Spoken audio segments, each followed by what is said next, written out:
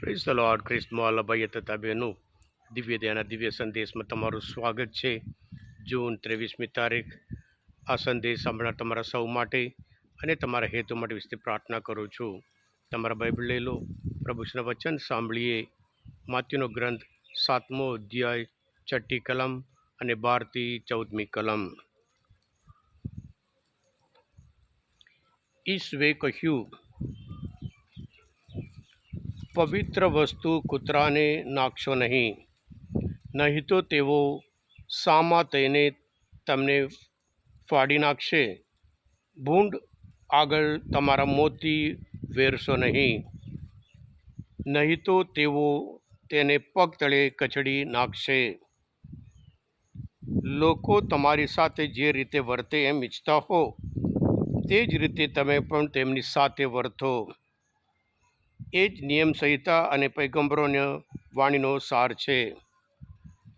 તમે સાંકડે દરવાજેથી દાખલ થજો, કારણ વિનાશ તરફ જતો માર્ગ તો મોકળો છે અને તેનો દરવાજો વિશાળ છે. તેમ છતાં દાખલ થનારાઓ ઘણા છે. પણ જીવન તરફ જતો માર્ગ સાંકડો છે, તેનો દરવાજો નાનો છે અને તેમ એને શોધી કાઢનાર ઓછા હોય છે. આ પ્રભુની વાણી છે, તે આપણો આધાર છે. ખ્રિસ્તમાં ભાઈ તબેનો, વતન બધા માટે બહુ વહાલું છે. વતન એ જીવન છે. વતન હંમેશા આપણને આનંદ આપે છે. જ્યારે પણ બહાર જઈએ અને ત્યારે એક જ જંગના વતન પહોંચવાનું છે. ફિલિપના ધર્મસભ્યતા 3 અધ્યાય 20મી કલમમાં પૌલ કહે છે, આપણું વતન તો સ્વર્ગ છે. સ્વર્ગમાં જવા માટે આજનો શુભ સંદેશ આપણને માર્ગ બતાવે છે. સાથે સાથે જ્યાં સુધી આપણે આ પૃથ્વી પર રહીએ, સુખી જીવન જીવવાનું હોય, શાંતિમય જીવન જીવવાનું હોય, સમાધાનમય જીવન જીવવાનું હોય, બાઇબલ માર્ગ બતાવે છે. અને ખાસ કરીને ખ્રિસ્તવાળા ભાઈ તબેનું જે નિર્ણય આપણે લઈએ છીએ, જે ડિસિશન આપણે લઈએ છીએ, એ જ આપણે વતન સુધી પહોંચાડશે, એ જ આપણને જીવન આપશે અને એ જ આપણને માર્ગ બતાવે છે. ડિસિશન્સ, નિર્ણય આપણું ભવિષ્ય આનંદમય બનાવી શકે અને નિર્ણય આપણું જીવન ભવિષ્ય દુઃખમય જીવન પણ બનાવી શકે છે. ખ્રિસ્તમાલા ભયતા બહેનું, જૂના કરારમાં અનુસંહિતાના ગ્રંથમાં 3 અધ્યાયમાં 15મી કલમમાં મોસે લોકો આગળ કહે છે, આજે મેં તમારી આગળ પસંદગી માટે જીવન અને સુખ તથા મરણ અને દુઃખ રજૂ કર્યા છે. આજે હું તમને તમારા ઈશ્વર પ્રભુની જે આજ્ઞાઓ ફરમાવું છું, તેનો અમલ કરશો.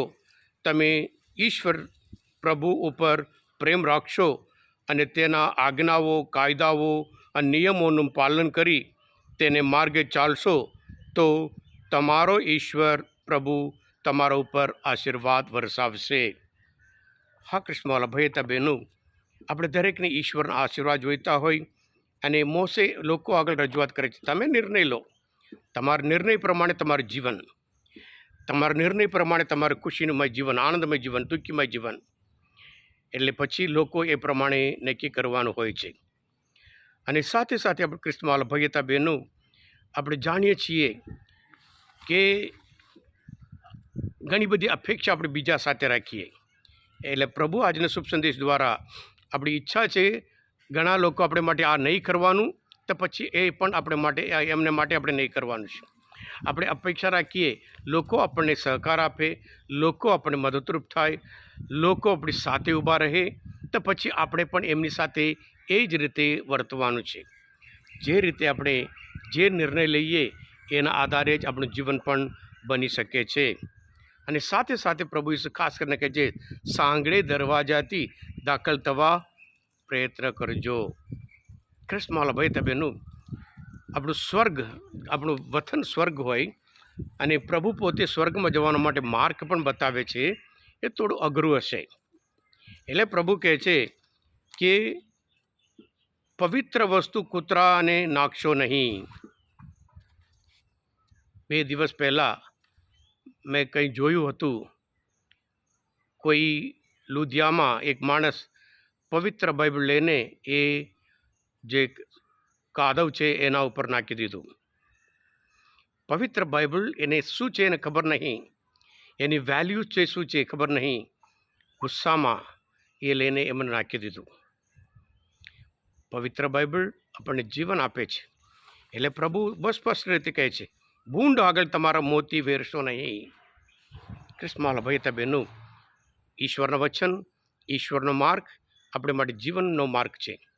જે પ્રમાણે આપણે પસંદ કરીએ એ પ્રમાણે સુખી જીવન જીવીએ, શાંતિમય જીવન જીવીએ, સમાધાનમય જીવન જીવીએ અને આપણે ચોક્કસ આપણું વતન પહોંચી શકીએ છીએ. હા ક્રિસ્મસ ભાઈ બહેનો, આજના મનન ચિંતન શાસ્ત્ર પાઠ સમજવા માટે, પ્રભુ ઈશ્વરને ઓળખવા માટે મદદરૂપ થયા હોય, તમે પોતે દિવ્ય ધ્યાન અને દિવ્ય સંદેશ સબસ્ક્રાઈબ કરજો અને બીજા માટે પણ ફોરવર્ડ કરજો. કારણ તમે બધા આશીર્વાદિત છો, અભિષિક્ત છો. પ્રભુ ઈસુ, હું તમારામાં વિશ્વાસ રાખું છું. બોલો દિવ્ય ધ્યાન જય. God bless you all. Jesus, I trust in you.